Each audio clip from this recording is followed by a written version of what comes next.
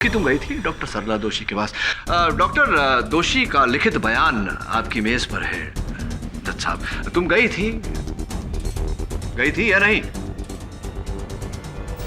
जी, ये सच है कि हम पेट से थे।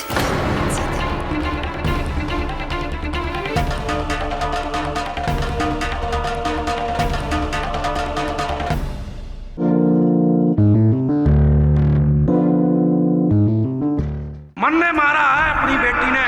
आपके केसों का अंत में अंजाम क्या हुआ है? इकबाल शुरू तो वो तो इस केस में शुरू में ही हो गया। गुनहगार से गुनाह कबूल करवाऊं उससे पहले चांद प्रकाश जी से उनकी बेगुनाही कबूल करवानी होगी। पहला वार उनके कंधे पर किया गया था, दूसरे वार से हाथ की सारी नसें कट गई, तीसरे वार से जज साहब नहीं मारा मैंने अपनी बच्ची को।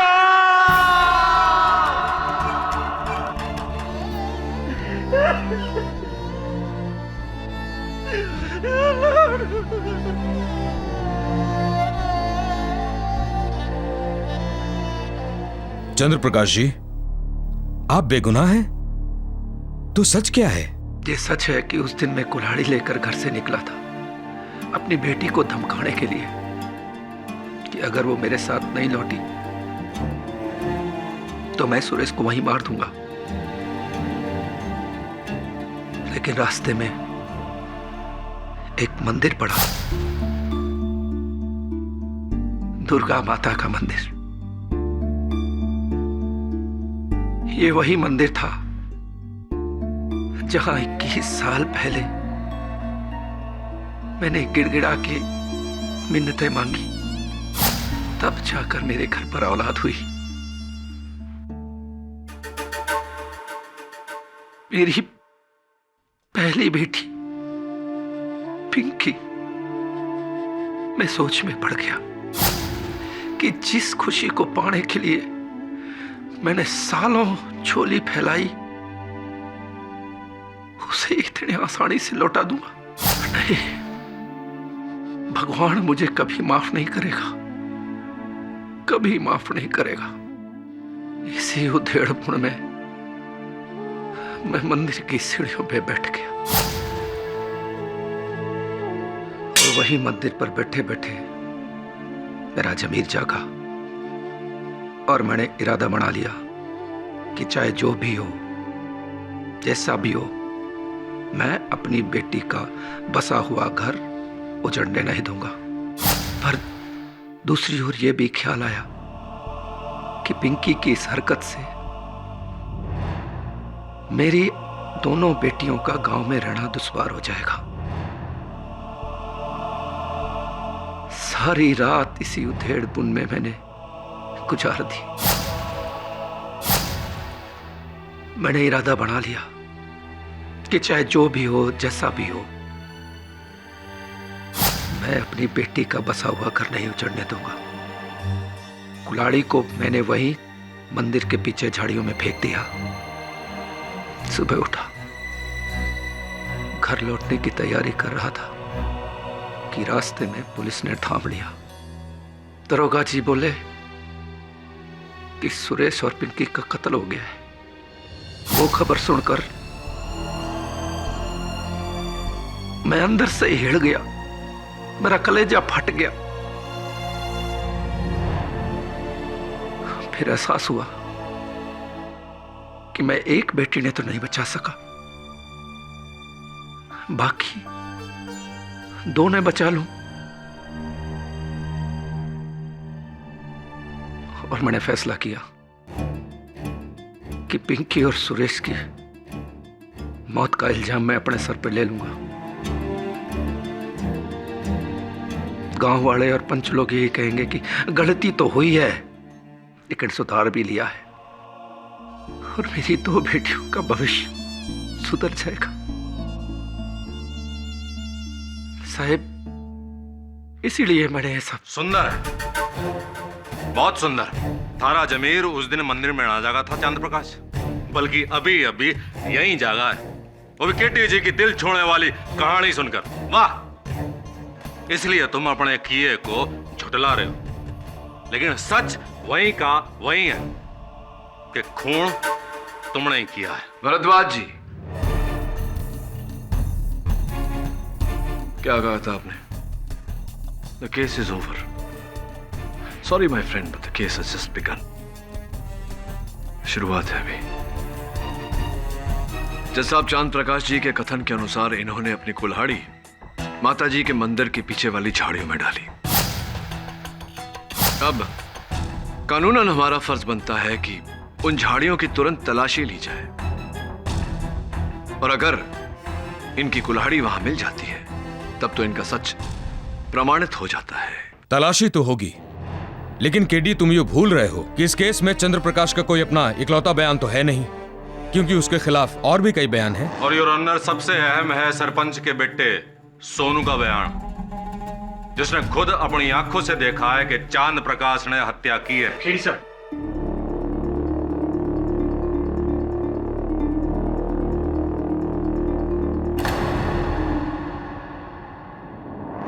जज साहब, अक्सर अदालत में गवाह झूठ भी बोलते हैं.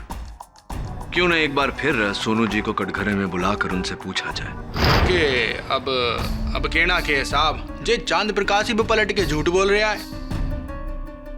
मैंने अपनी आंखों से घाणोरा के तबेले में इनको पिंकी और सुरेश ने मारते देखा. और दर्शक की तरह वहां खड़े रहे. उन्हें रोकने का प्रयास नहीं किया, पिंकी सुरेश को बचाने का प्रयास नहीं किया, बस खड़े खड़े देखते रहे. मैं कोई फिल्म का एक्शन हीरो ना हूँ जो बीच में कूद पड़ता, और जो बीच में कूद पड़ता तो यहाँ पिंकी सुरेश के साथ मारी मौत का भी केस लड़ा जा रहा होता. राक्षस से भी भयानक था ये उस टाइम. आप डर के भाग गए. चलो कोई बात नहीं. सोनू जी, अपने पिता के आदेश पर आप चांद प्रकाश जी का पीछा करते हुए रात में अपनी मोटरसाइकिल पर कालकोरा से घनौरा गए थे. गया था जी. तो इतना समय आपको लगा वहां पहुंचने में? अरे जो लगते हैं 10-15 मिनट, सीधे सीधे 10-15 मिनट. अभी अभी प्राप्त जानकारी के अनुसार सोनू जी, सीधा रास्ता कालकोरा से घनौरा जाता है. उस पर एक पुल है जिस पर मरम्मत का काम चल रहा है. मेरी जानकारी ये कहती है कि हत्या की रात उस पुल पर काम चल रहा था, जिसके कारण से वो पुल बंद था. अब एक ही रास्ता बचता है घनौरा पहुंचने का, मेन हाईवे, द्रुत गति मार्ग, जहां से अगर जाए तो कम से कम आधा घंटा 40 मिनट लगता है. आप 15 मिनट में कैसे पहुंच गए? अरे वो इसका अर्थ ये हुआ सोनू जी कि आप भी चांद प्रकाश जी की तरह उस रात घनौरा गए नहीं. जब आपने चांद प्रकाश जी को वहां देवी के मंदिर में देखा, आप वहीं से कालकोरा लौट गए. क्या मैं सही कह रहा हूं या मैं सही कह रहा हूं?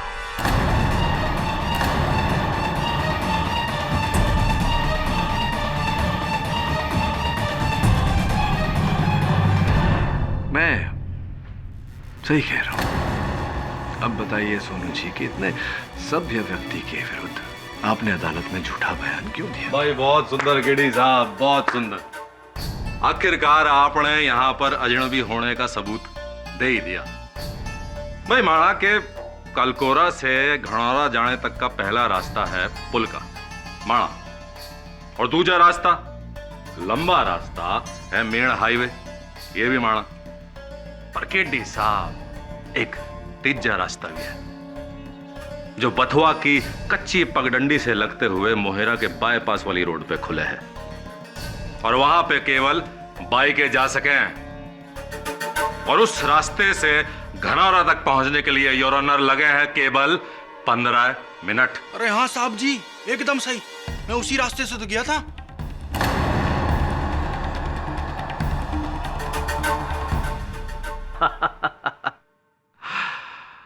हर खबर किसी नक्शे में नहीं मिलती केडी साहब. कुछ बातों के लिए यहां सालों साल रहना पड़ता है, समझे?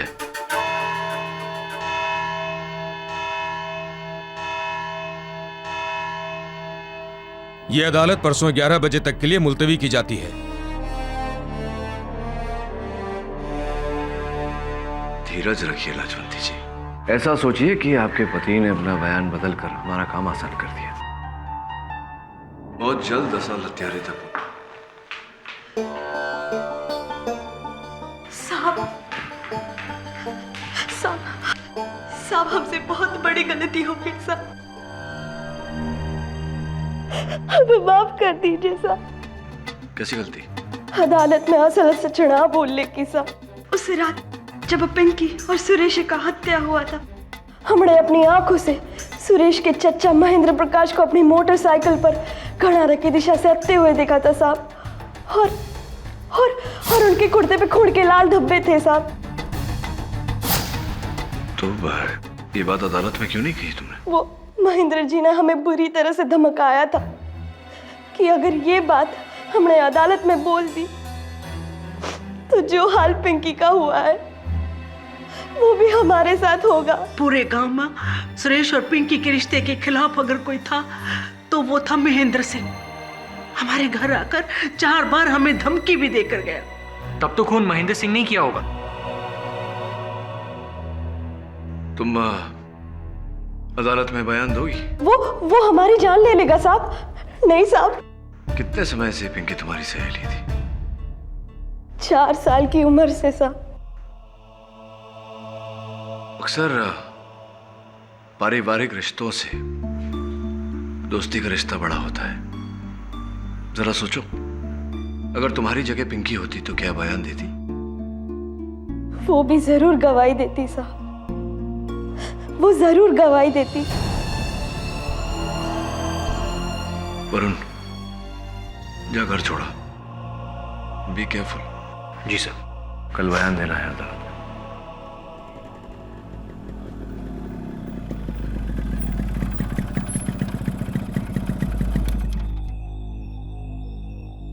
अरे छोरे, थारी फटफटी खराब होगी के? ये हरियाणा का तेल से ना चलेगा। भी तो बाइक की बिगड़ी है बिट्टा। जे हम बिगड़ गए ना तो तेरी और तेरे उस केडी की बिगड़ी कोई ना बना सकेगा। समझा दीजो अपने उस वकील ने।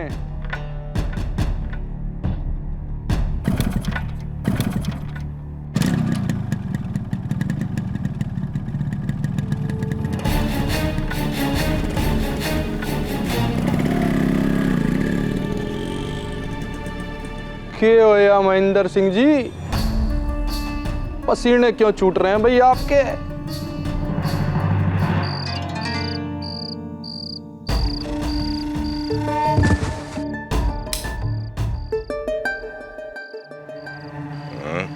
दरवाजे पर कोई है जी, देखिए ना।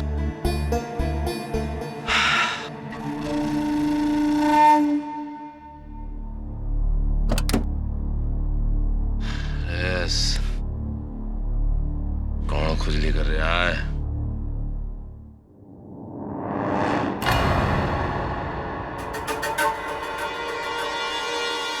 ओके। आपको पूरा विश्वास है कि जो छींटे आपने महेंद्र सिंह जी की कमीज पर देखे थे वो खून के छींटे थे? जी, मैंने देखा था। मैंने जब इसे कल इस लौंडे के साथ देखा था तभी समझ गया था कि ये कोर्ट में जहर उगलेगी। आप उस रात गनौरा से आ रहे थे महेंद्र सिंह जी? जी हाँ, उसी पगडंडी से आ रहा था। ठेके की वसूली करने गया था गनौरा। और आपकी कमीज पर खून के छींटे थे? हाँ थे। अरे वकील साहब कुछ बोलो ना। घबरावे मत महेंद्र प्रकाश, मैं कहना नहीं यही हूं। ये कमीज वही है जो उस रात महेंद्र प्रकाश ने पहनी थी। और योर ऑनर, पाठक जी और देवगी जी का कहना बिल्कुल सही है। ये कमीज खून से सनी हुई है, लेकिन ये खून के निशान सुरेश और पिंकी से तो दूर किसी इंसान के भी ना है योर ऑनर। सर जी, वकील साहब एकदम ठीक कह रहे हैं। वो हमारी बाइक के आगे एक खरगोश कट गया था और उसी के खून के छिट्टे हमारी कमीज पे आ गए थे। मोटरसाइकिल के पहिए के नीचे खरगोश आ गया और खून के छींटे इतने ऊपर तक आ गए। अब जनाब केडी जी कुछ भी सोचे हैं, लेकिन सच्चाई तो यू ही है। और इन कुर्ते पे लगे खून के दागों को साबित करेगी ये फोरेंसिक रिपोर्ट योर ऑनर। ये खून खरगोश का ही है। बनी रहे बेटे।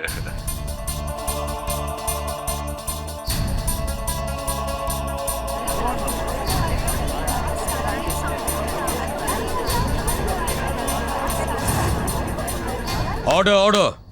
जज साहब, मुझे संदेह है कि कमीज को बदल दिया गया है, इसलिए मैं देवकी को एक बार फिर कटघरे में बुलाना चाहूंगा।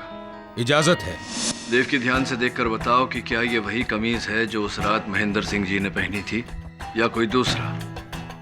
जी हम ठीक से नहीं कह सकते, शायद यही है या फिर। योर ऑनर, शायद वायद की कोई गुंजाइश ही ना है। सीधा साधा वही कमीज है बस। महेंद्र जी, अगर ये कुर्ता वही है और इस पर खरगोश का खून लगा हुआ है, तो फिर आपने देवकी को धमकी क्यों दी थी कि अगर अदालत में इसने कुछ कहा तो आप इसका वही अंत करोगे जो पिंकी का हुआ है? सर जी, बात यो है, जब गेहूं पिसता है ना तो घुन भी उसके साथ पिस जाता है। अच्छा, दुनिया जाने थी कि सुरेश और पिंकी के रिश्ते के खिलाफ सबसे ज्यादा मैं ही हूं, और ऐसे में हमारे साथ वो खरगोश वाली घटना होगी, हमारे पे उंगली उठती तो कौन हमारा यकीन करता? अरे ये तो अच्छा हुआ कि भारद्वाज जी ने हमें बता दिया था कि खून की जांच हो सकती है, वरना ये लौंडिया तो हमें अंदर करवा के रहती। और सर जी, ये लौंडिया होती कौन है हम पे उंगली उठाने वाली? चांद प्रकाश जी और कपिल के अलावा केवल ये जाने थी कि सुरेश और पिंकी किस छुपे हैं, और इसमें कोई शक ना कर रहा। इसका फैसला अदालत नहीं, पंचायत करेगी, पंचायत।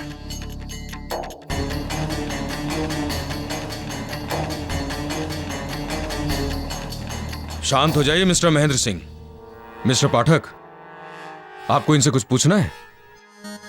इनसे तो कुछ नहीं पूछना है, लेकिन हाँ, पुलिस से अवश्य पूछना चाहूंगा कि मंदिर के पीछे झाड़ियों में उन्हें वो कुल्हाड़ी मिली या नहीं। ना जी, पूरी झाड़ियों का चप्पा चप्पा छाण मारा हमने, कुल्हाड़ी तो दूर, एक कैंची भी बरामद ना हुई।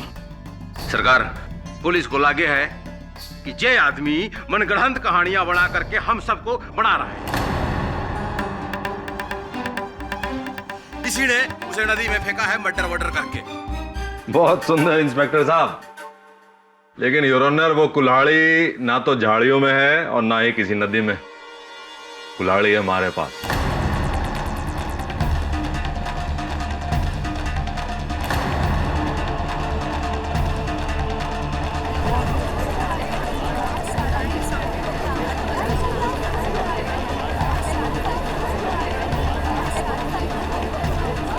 Order order.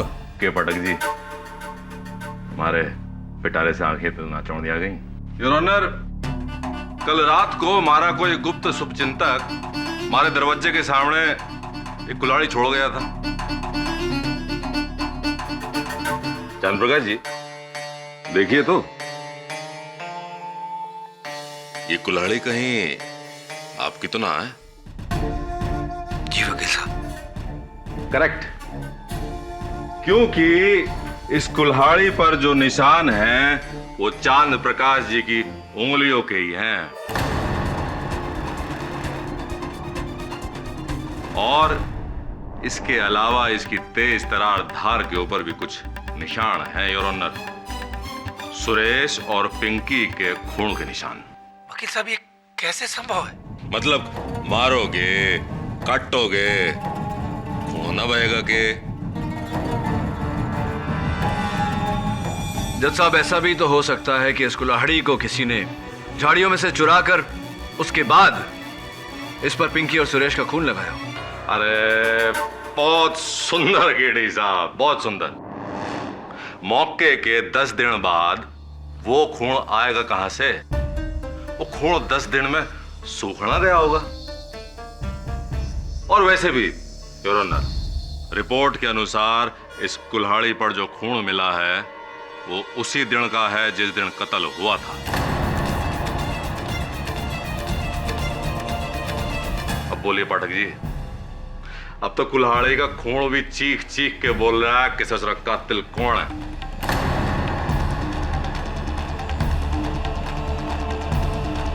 तो ये कहना चाह रहा है कि सब मिले हुए? जी, सोनू, महेंद्र प्रकाश, सरपंच, इन सबकी मिलीभगत लगती है। और अब चांद प्रकाश की कुल्हाड़ी प्रोसिक्यूटर भरद्वाज को देकर यह पक्का कर रहे हैं कि उनका इस केस में कोई हाथ नहीं। प्रश्न ये उठता है कि चांद प्रकाश उनका नाम क्यों नहीं ले रहा? अपनी बेटियों के लिए? जी सर, दैट्स द रीजन। अगर ऐसा है तो एक बात तो स्पष्ट है वरुण, कि जो कुल्हाड़ी अदालत में बतौर सबूत पेश की गई है उस कुल्हाड़ी से हत्या नहीं हुई।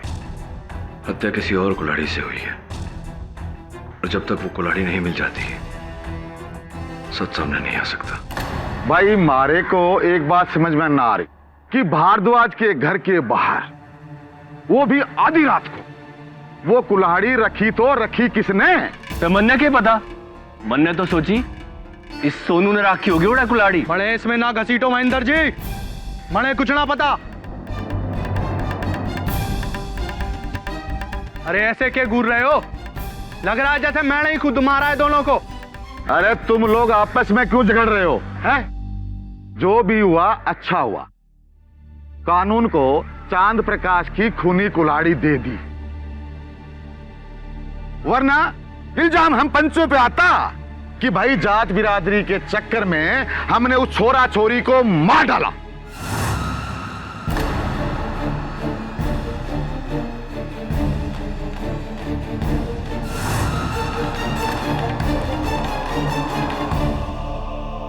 सुनो, इस देवकी पर नजर रख, वरना सारे गांव को ले डूबेगी ये।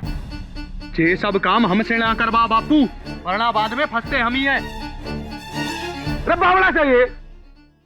महेंद्र, तू गांव में सबसे समझदार है, तू उस पर नजर रख।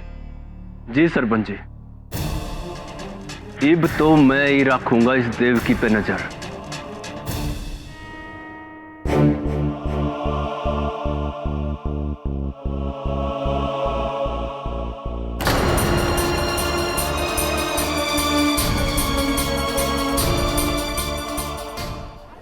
क्या अनर्थ हो रहा है हमारे साथ सरकार? बड़े बड़ा अपना बेटा खोया, और अब अपना छोटा भाई महेंद्र। पता नहीं कौन दुश्मनी निभा रहा है हमारे साथ सरकार। महेंद्र प्रकाश की मौत कैसे हुई? आत्महत्या योर ऑनर, आत्महत्या। महेंद्र प्रकाश ने पुल से कूद के अपनी जान दे दी। जज साहब, ये आत्महत्या नहीं हत्या है। बहुत सुंदर है। तो आप वहां पे थे, जो आपने देखा अपनी आंखों से कि दुर्भाग्यवश नहीं था, होता तो महेंद्र प्रताप को बचा लेता। आप वहां होते तो क्या देखते? अरे देखता कि ससुरा कैसे कूदता, और क्या देखता उसमें। और पुल से कूदने के लिए पुल के मुंडेर पर या दीवार पर खड़े होना या हाथ लगाना आवश्यक है। अरे बिल्कुल जरूरी है। किंतु योर ऑनर, उस पुल के मुंडेर पर न महेंद्र प्रताप के पांव के निशान मिले, न हाथों के। इसका सीधा साधा अर्थ है जज साहब, किसी ने महेंद्र प्रताप के शरीर को वहां से उछाल कर नीचे गिराया है।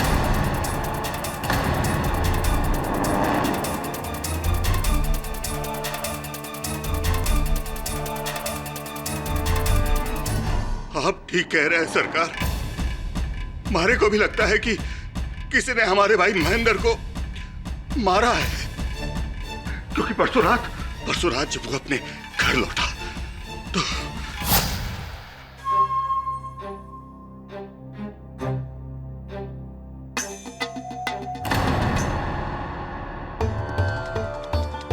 एक तो खाना मारे हलक नीचे तभी जाएगा जब मारे भतीजे सुरेश के कातिल का पर्दाफाश हो जाएगा।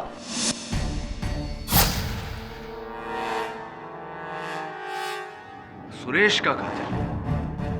उस रात महेंद्र फोन पर किससे बात कर रहा था? पता ना है जी, क्योंकि महेंद्र की लाश से कोई फोन ना मिला। लेकिन मारे को पता है कि वो उस रात कहां गया था। ये सरपंच जी के पास।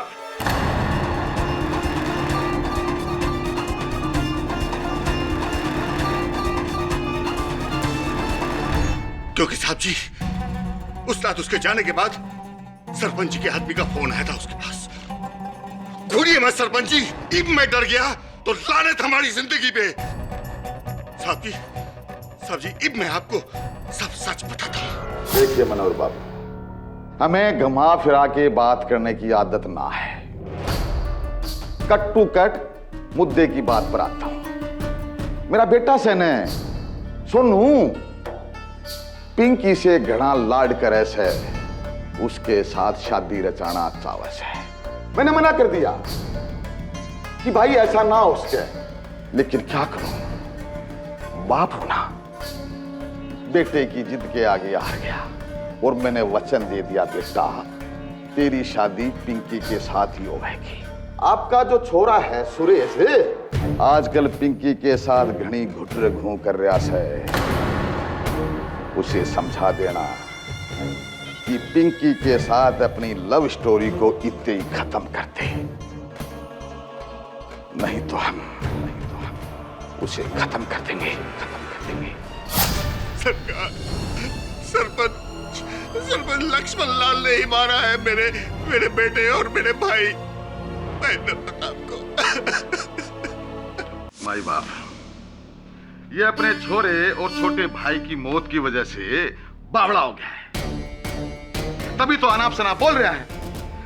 भला मैं अपने इस बेटे सोनू की शादी पिंकी से कैसे करवा देता? सरपंच जी, जब आपको इन दोनों की शादी नहीं करवानी थी तो फिर आपने पंडित जी से सोनू और पिंकी की कुंडली क्यों मिलवाई थी?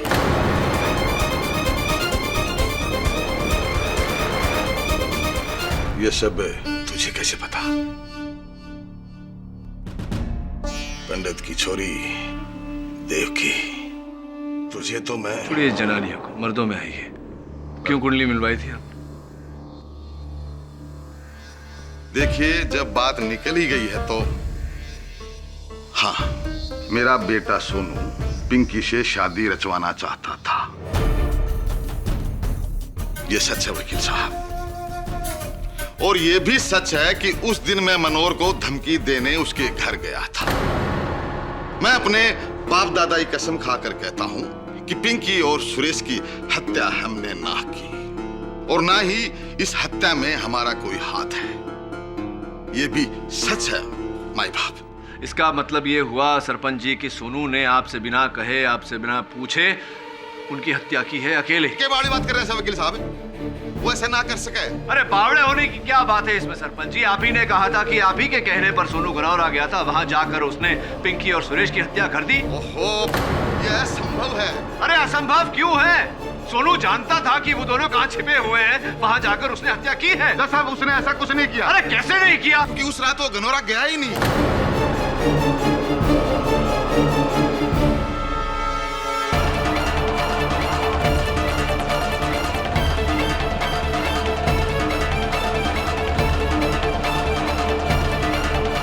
अगर वो गनौरा गया नहीं था तो फिर उसने चांद प्रकाश जी को पिंकी और सुरेश की हत्या करते हुए कैसे देखा सरपंच जी?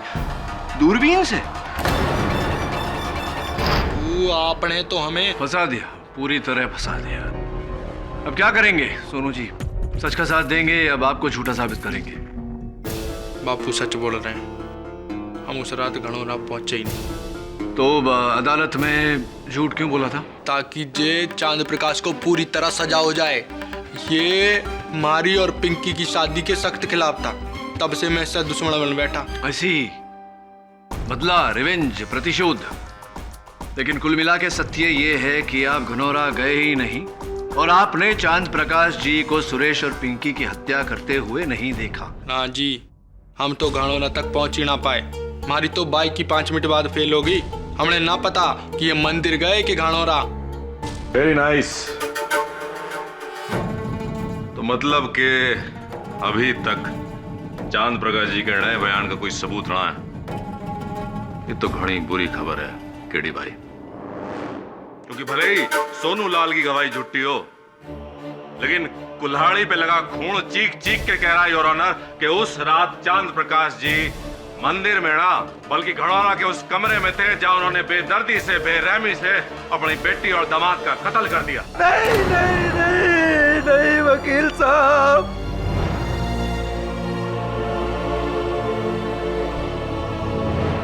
जज साहब, आप हमें किसी भी इल्जाम में, किसी भी आरोप में सूली पे चढ़ा दो, फांसी दे दो, लेकिन बेटी के कत्ल के लिए नहीं, वरना फांसी हमें नहीं, बाप बेटी के रिश्ते को लग जाएगी, बाप बेटी के रिश्ते को लग जाएगी।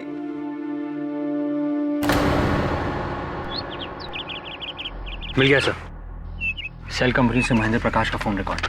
मुझे लगता है मरने से पहले महेंद्र प्रकाश इसी नंबर पे बात कर रहा था। लगा जरा।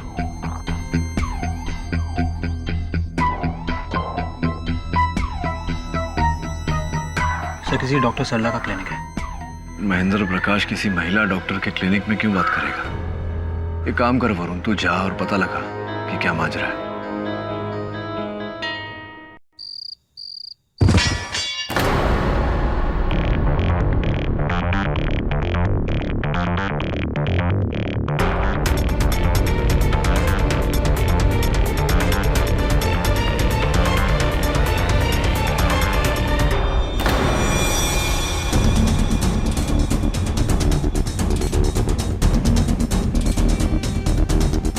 भाई वकील बाबू, हमने सुना है कि कल रात को किसी ने आपको एक कुल्हाड़ी भेजी, क्या ये सच है?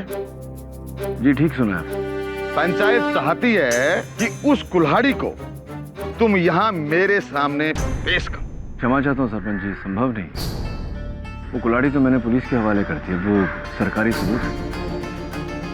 एक बात समझ में ना आ रही, चांद प्रकाश की कुल्हाड़ी तो अदालत में जमा थी, फिर ये दूजी कुल्हाड़ी कहां से पैदा हो गई? सरपंच जी, वो कुल्हाड़ी किसकी थी, उस पर खून किसका था, ये तो कल आपको, मुझे, यहाँ उपस्थित बाकी सारे लोगों को पता चल ही जाएगा अदालत में, फोरेंसिक रिपोर्ट आने के बाद। बहुत बड़ा दिन है मेरे लिए कल, तैयारियां करनी है। केस के बाद बैठ के वार्तालाप होगी।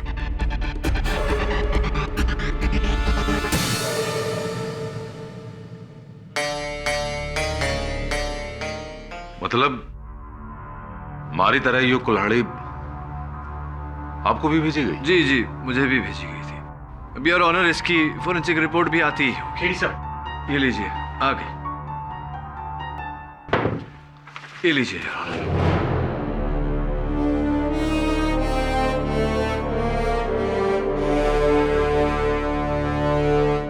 ये क्या है मिस्टर केडी? क्या हुआ था? इस पे ये खून के निशान नहीं है, ये तो कोई लाल रंग का पेंट है, और इस पे जो निशान है वो आपकी उंगलियों के हैं मिस्टर केडी पाठक। जी जी जज साहब, लाल रंग की पेंट है और जो उंगलियों के निशान हैं वो मेरे ही हैं। हम समझे नहीं। जज साहब, दरअसल मैंने ये कुल्हाड़ी जो है ये मेरे सहायक वरुण द्वारा लाजवंती जी के घर के बाहर, दरवाजे के बाहर फेंकवाया था। अरे युग क्या मतलब हुआ? हा? तो फिर पुलिस रिपोर्ट करवाने का और फोरेंसिक रिपोर्ट करवाने का क्या मतलब? सबका टाइम वेस्ट। ये तो सबकी आंखों में धूल झोंकना हुआ।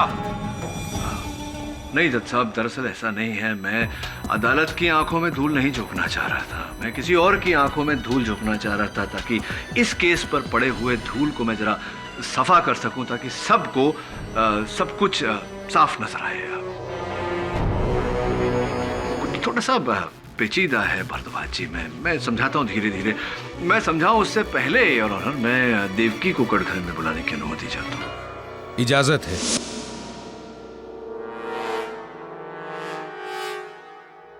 हाँ तो जज साहब, हुआ ये कि मनोहर जी ने कहा था कि महेंद्र जी की मृत्यु की रात महेंद्र जी ने किसी को फोन किया था, तो हमने महेंद्र जी के दूरभाष यंत्र की सूची निकलवाई, जहां से ये पता चला कि उन्होंने रोहतक हरियाणा में किसी गायनोकोलॉजिस्ट यानी कि गर्भपात की डॉक्टर को फोन किया था, डॉक्टर सरला दोषी। डॉक्टर सरला दोषी से मिलने के बाद यह पता चला योर ऑनर कि यहां से कालकोरा से कोई लड़की उनके पास गई थी ये जानने के लिए कि वो गर्भवती हैं या नहीं। देवकी, तुम गई थी डॉक्टर सरला दोषी के पास। डॉक्टर दोषी का लिखित बयान आपकी मेज पर है, जज साहब, तुम गई थी या नहीं? जी, ये सच है कि हम पेट से थे।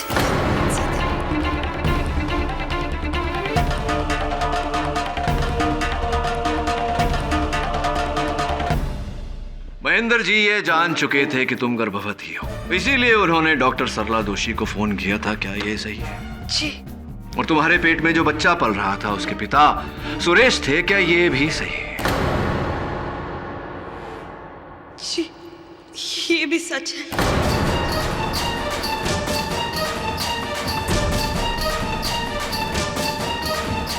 तो इसका अर्थ ये हुआ कि एक तरफ तो सुरेश आपके साथ इश्क कर रहे थे और दूसरी ओर वो पिंकी से ब्याह रचा रहे थे, सही है? जी। तो जब आपने सुरेश को बताया कि आप उनके बच्चे की माताजी बनने वाली हैं, तो क्या सलाह दी थी सुरेश ने आपको? जी, उसने अपनी जिम्मेदारी साफ निभाने से इनकार कर दी थी साहब, और कहा था कि मैं उसे भूल जाऊं, क्योंकि वो पिंकी से शादी कर रहा था। देव की ये तो कोई कारण नहीं हुआ वहां जाकर उन दोनों को इतनी बेरहमी से मारने का। हत्या नहीं करनी चाहिए थी आपको उनकी। नहीं साहब, नहीं, हमने उन दोनों को नहीं मारा साहब।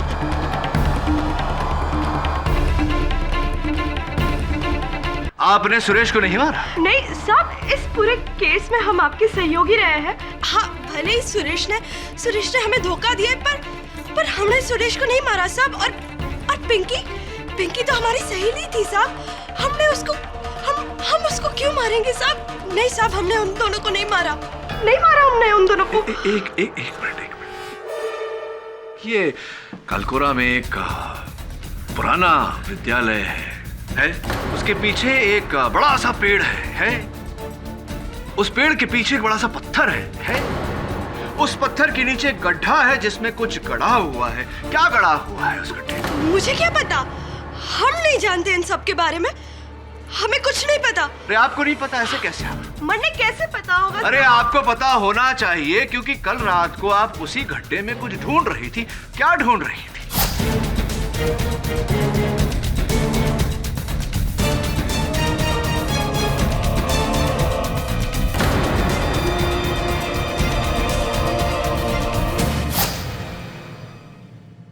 योर ऑनर,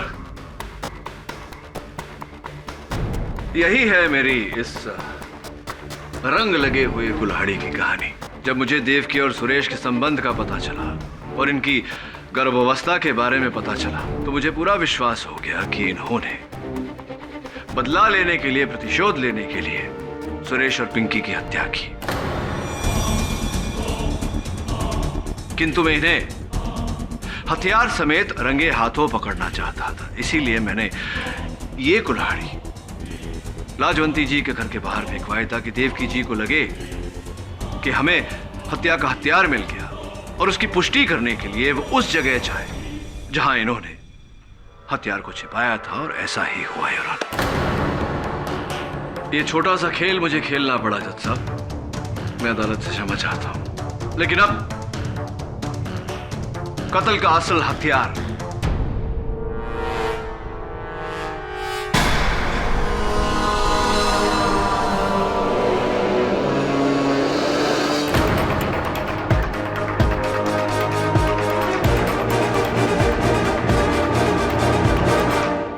ये कुल्हाड़ी और ऑनर जो पुराने विद्यालय के पीछे, पेड़ के पीछे, पत्थर के नीचे गड्ढे से बरामद हुई। मुझे पूरा विश्वास है कि फोरेंसिक जांच भी यही कहेगी कि इस पर जो खून लगा हुआ है वो पिंकी और सुरेश का है, और इस पर देवकी के उंगलियों के निशान है। देवकी, सारे रास्ते बंद हो चुके हैं। इस कुल्हाड़ी की फोरेंसिक्स रिपोर्ट से यह स्पष्ट हो जाएगा कि यह हत्या आप ही ने की है। या तो हम फोरेंसिक्स रिपोर्ट का इंतजार कर सकते हैं, या आप इकबाल जुर्म कर सकती हैं, जैसे आपकी मर्जी। बहुत पुरानी कहावत है कि बुरी खबर सुनने और सुनाने में ज्यादा देर नहीं करनी चाहिए। क्या करना चाहेंगी देवकी जी?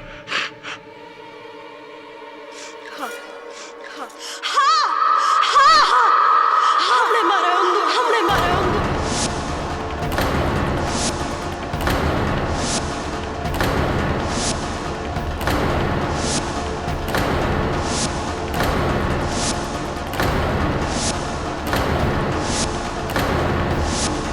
हमने मारा है उन दोनों को।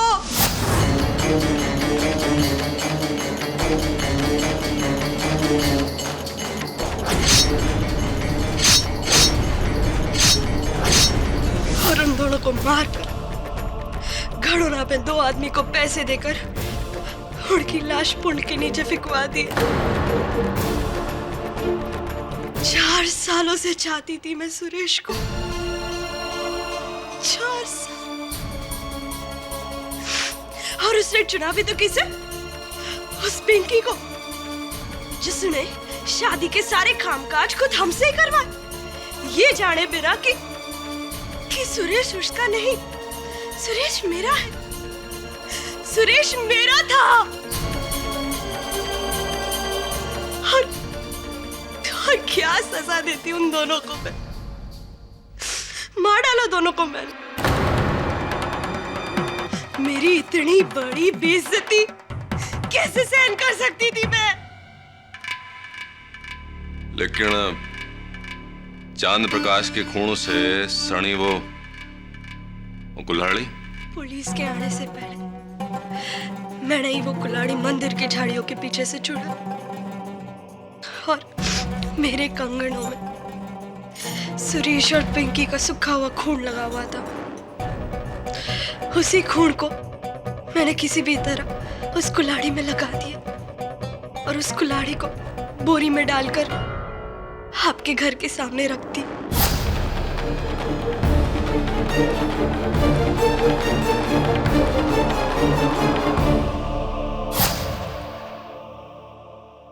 महेंद्र सिंह जी को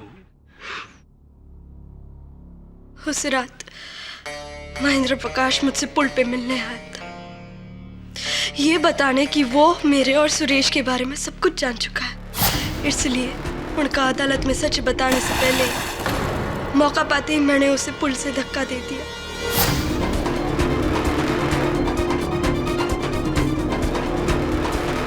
उसे भी मैंने मार डाला सुरेश के लिए।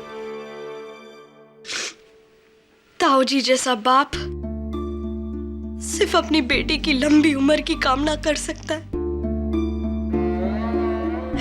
उसे मार नहीं सकता। ताऊजी निर्दोष है साहब। देवकी जी, ऐसा कहा जाता है कि इश्क और जंग में सब जायज है, किंतु हत्या नहीं।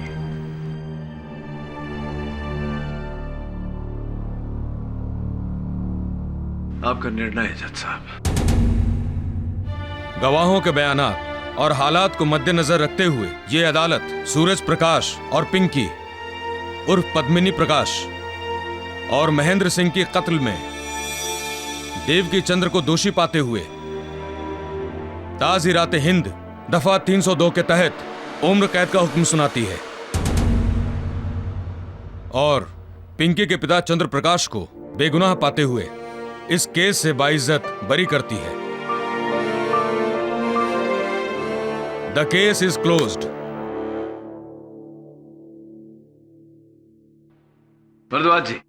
केडी साहब, वैसे तो जब मैं केस जीतू हूं तब ये बोलूं कि भाई वाह बहुत सुंदर फलाना ढिमाका, लेकिन आज सच्चाई की इस तरह जीत देखकर कहना पड़ेगा कि भाई वाकई बहुत बहुत सुंदर।